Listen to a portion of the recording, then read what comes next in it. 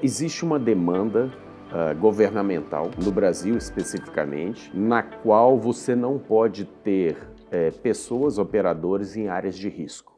O desafio para atender essa demanda é ter operações teleoperadas e seguras e produtivas que possam atender essas áreas de risco.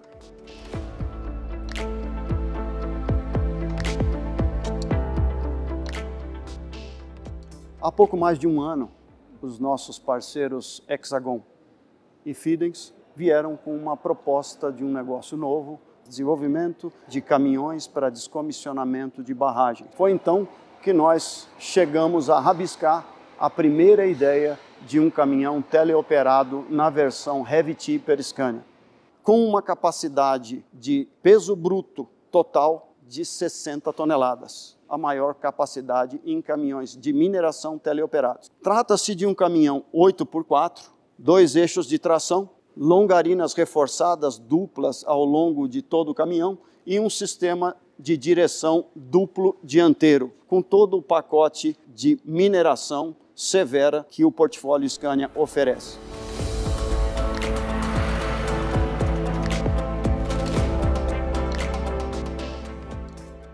Há 55 anos, muito mais do que prestando serviço para as grandes mineradoras, a Fidenx vem desenvolvendo soluções customizadas para os seus clientes, que passam muitas das vezes por inovação ou até mesmo invenção. Em 1997, nós trouxemos, junto com a Scania, o primeiro caminhão 8x4 para a mineração brasileira. Agora, 27 anos depois, agregando a Hexagon como parceiro tecnológico, nós trazemos o primeiro caminhão 8x4 teleoperado para a mineração brasileira. O novo caminhão 8x4 permite carregarmos 50% a mais de carga com o mesmo investimento em tecnologia, com o mesmo operador e com praticamente os mesmos custos operacionais, trazendo cerca de 30% a mais de produtividade e mais segurança na execução do serviço.